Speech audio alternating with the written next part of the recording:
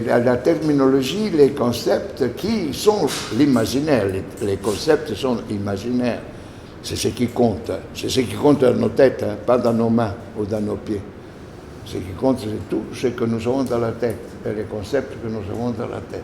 Et c'est pour cela que le concept même de service public a été changé, et en 2006 d'ailleurs, récemment, de la notion de service d'intérêt général, qui était considéré l'électricité, l'énergie, l'eau, la santé, etc., les SIC, l'Union européenne, la Commission européenne, a proposé les SIEG, qui sont les services d'intérêt économique général.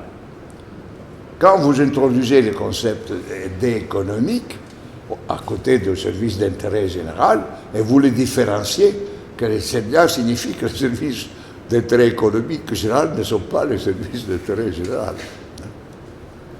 C'est-à-dire qu'ils répondent à des critères du point de vue de la titularité des droits, de la titularité de la gestion, de la titularité de l'usage, qui ne correspondent pas aux titulaires des services d'intérêt général. Et donc les SIEG sont devenus la notion fondamentale des services au niveau de l'Union européenne. Il y a de moins en moins de SIG, services d'intérêt général, que de SIEG. Et tous sont des SIEG. Les transports collectifs sont des SIEG.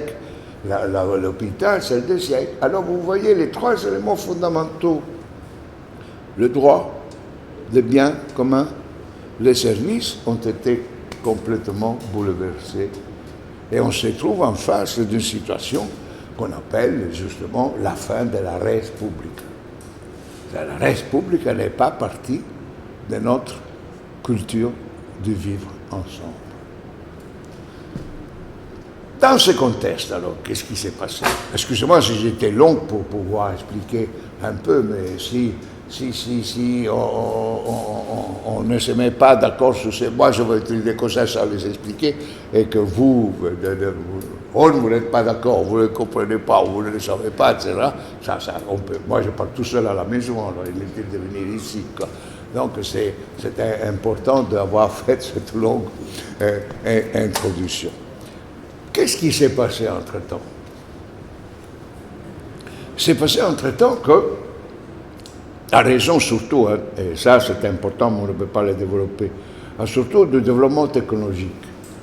C'est-à-dire que de plus en plus, à partir du XIXe siècle, on a compris que nous étions, les êtres humains, capables de créer ce dont nous avions besoin. Et de créer non pas seulement le non naturel, mais de créer aussi le naturel. C'est-à-dire que nos connaissances nous ont permis de faire deux produits en imitant la nature. Un avion, c'est la libellule, non? Un avion, c'est les oiseaux, quoi. On a fait artificiellement les oiseaux. C'est la connaissance, la technologie. On a tout fait comme ça. Les soleils, l'énergie nucléaire, c'est les soleils. On les fait artificiellement. Le dessalement de l'eau de mer, l'eau qui est l'eau douce et qui est tirée de l'eau de la mer. Le bon Dieu n'avait jamais fait que l'eau de la mer soit une eau douce. Le bon Dieu a dit ça, c'est salé, point. Et c'est tout. Et puis il a fait l'eau douce aussi. Et nous, on dit, qu'est-ce que ça veut dire ça? Mais j'ai tout détruit, j'ai tout séché, les fleuves, les lacs, les nappes phréatiques. Moi, j'ai besoin d'eau douce. Eh bien, je vais rendre douce l'eau du sel. Mais le bon Dieu, encore aujourd'hui, ne transforme pas l'eau de la mer en eau douce. Donc, toute la science et la technologie, petit à petit, a permis à notre société, au fond, de créer le monde artificiel. L'artificialisation de la vie a été quelque chose qui a explosé au cours des 150 dernières années. Et notamment au cours des 50 dernières années, avec la chimie, avec la biologie, on a effectivement modifié les structures de l'industrie de la vie. Était intervenu un phénomène important. En 1980, qu'est-ce qu'on a fait? On a reconnu la brevetabilité du vivant. Qu'est-ce que c'est la brevetabilité du vivant?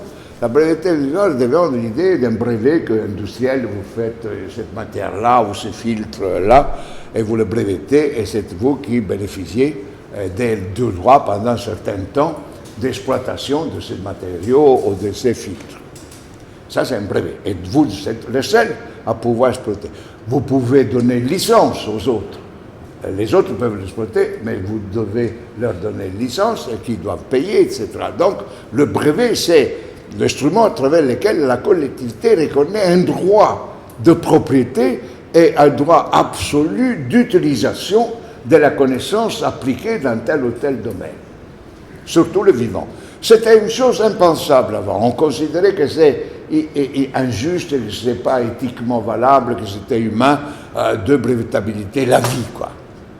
La Cour suprême des États-Unis, malheureusement, c'est encore une fois les États-Unis qui ont fait tout, provoqué toutes ces choses-là. Enfin, mais un jour, on pourrait se rencontrer pour parler pourquoi les États-Unis sont les plus grands ennemis de l'histoire humaine, quoi. Excusez-moi si je résume ça en quelques phrases stupides, mais c'est ça, en fait. Ben, les États-Unis ont décidé de breveter le vivant. Et alors, les Européens, en 80 les États-Unis, nous en 1998, l'Union européenne, on a aussi brevetabilité du vivant. Nous, les Européens, on était contre. Mais on l'a aussi fait. L'argument, ça a été, grâce aux 5 principales académies de la science que la Commission européenne avait consultées, c'était à l'époque où moi j'ai dirigé la prospective de la science et la technologie à la communauté européenne, quand la directive sur la brevetabilité a été approuvée, et on avait demandé à 5 académies de l'Europe de répondre, répétons ou non, brevetabilité du vivant. Eh bien, ce qui s'est passé, que l'argument fondamental retenu par ces 5 académies a été de dire on ne peut pas breveter les vivants. Ça n'a pas de sens. Pas seulement éthiquement, ça n'a pas de sens du point de vue. La connaissance, c'est quelque chose que nous avons produit tout. Si un biologue trouve une petite protéine, là, c'est parce qu'il y avait des milliers de gens qui ont travaillé avant lui, qui ont permis que lui arrive à trouver la protéine, etc. C'est pas possible de dire, hein, tu prends la dernière goutte du verre et tu deviens propriétaire de tout le verre. Non, c'est ça. Eh bien, l'argument était dit, mais puisque les États-Unis ont breveté les vivants, si l'Europe ne fait pas de même, d'ici 20 ans, toute l'industrie chimique, l'industrie pharmaceutique, l'industrie vivante, l'agroalimentaire, etc., sera sous domination américaine. C'était seulement un argument économico-marchand financier qui maintenant permet, puisque les États-Unis et l'Europe ont fait la brevetabilité du vivant depuis 44 ans, nous vivons sur une situation fondamentale. Les vivants peuvent être objet d'appropriation privée à but lucratif. Et ça, c'est le vivant. C'est la vie. Et la politique de l'eau est la politique de la vie. Elle fait partie de la politique de la vie. Ça, c'est le contexte économique, c'est-à-dire l'artificialisation de la vie. Et changer ça, comme on devrait le faire, ça va devenir une des choses les plus difficiles. Et pourquoi? Parce que maintenant, l'artificialisation de la vie a touché non seulement le comportement de connaissance, mais a affecté le processus cognitif lui-même. On peut connaître une protéine, hein, mais le processus cognitif de la protéine n'est pas privatisé. Eh bien, avec l'intelligence artificielle, l'IA, on a artificialisé les processus cognitifs. Et c'est pour cela que dans ces contextes qui désormais dominent, parce que tout ce qu'on a écrit sur l'information society, sur la transformation du monde en raison de computer, du téléphone, de la télévision, des images, etc. Figurez-vous que maintenant, tout ce qu'on disait dans les années 70-80 sur la révolution informatique, ben c'est misérable, c'est une misère en comparaison à l'intelligence artificielle. Et c'est dans ce contexte aujourd'hui de quoi parle-t-on?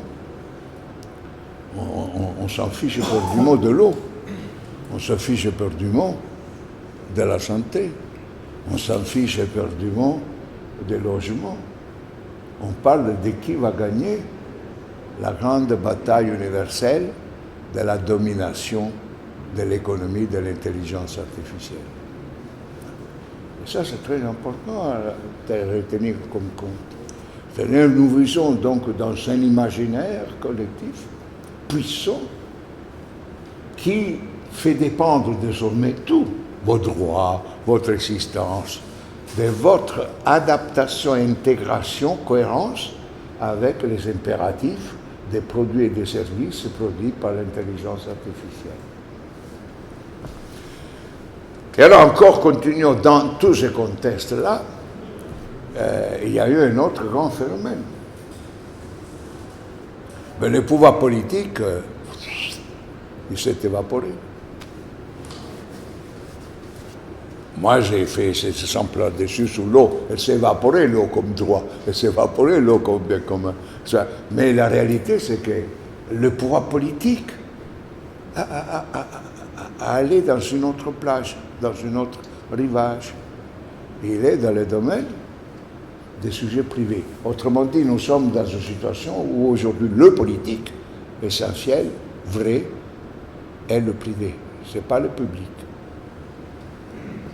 Et le public a été associé à ça.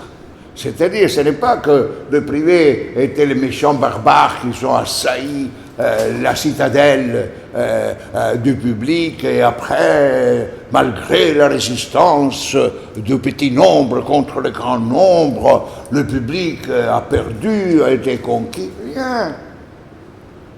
Le public a soutenu tout ça.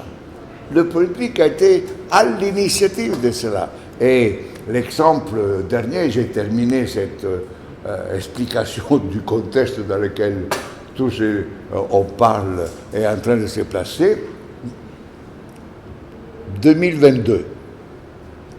C'est pas loin. Hein? Ben, la COP 15 sur la biodiversité. Vous savez que l'ONU a lancé toute une série de conférences of parties, les COP, Conference of Parties, c'est-à-dire des porteurs d'intérêt, des choses qui ont d'intérêt, ils font les COP. Et se retrouvent dans tout le monde. Et il y en a celle sur les changements climatiques, on a la 28e, on a celle de la COP biodiversité, c'est la 15e, on a celle de la COP de désertification et déforestation, c'est la 15e, etc. Et la COP 15 s'est réunie en décembre à Montréal, et il a décidé que la nature, c'est plus la nature. La nature, c'est plus le cadre de référence de vie de la vie. La nature fait partie de la catégorie du capital.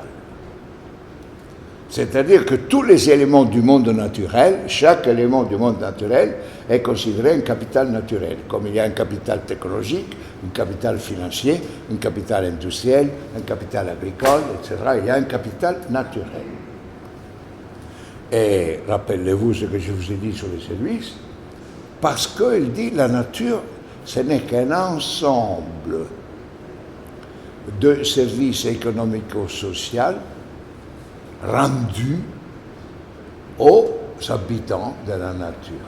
La nature rend des services à l'autre partie de la vie, à nous. Et donc, c'est pour cela que depuis même la Commission européenne a développé, moi je n'étais plus là heureusement, a développé un service sur l'évaluation socio-économique des services naturels, des services de la nature. Et aujourd'hui, vous entendez toujours parler qu'il faut évaluer les services rendus par la nature sur le plan économique et social au reste des activités humaines. Eh bien, 22, la biodiversité, ils ont dit que chaque élément de la nature est un avoir financier. Ce n'est plus une marchandise. Hein. Un élément de la nature, un arbre, une sémence, ce n'est plus une marchandise commerciale. C'est un avoir financier. et qu'on appelle la bourse de New York, a ouvert une nouvelle catégorie d'avoirs financiers qui est celle des capitaux naturels. Et on crée une nouvelle espèce d'entreprise qui s'appelle Capital Natures Corporations, qui sont cotées en bourse et auxquelles la COP 15 biodiversité a été d'accord de confier 30% du monde naturel, dont 30% déjà dégradé, à la gestion et aux soins de restauration des Capital Natures Corporations d'ici 2030. Et vous pouvez imaginer que je crois qu'on serait difficile d'aller un peu plus loin dans cette artificialisation, commodification, privatisation, financiarisation. C'est ce qu'on appelle d'ailleurs la financiarisation de la nature.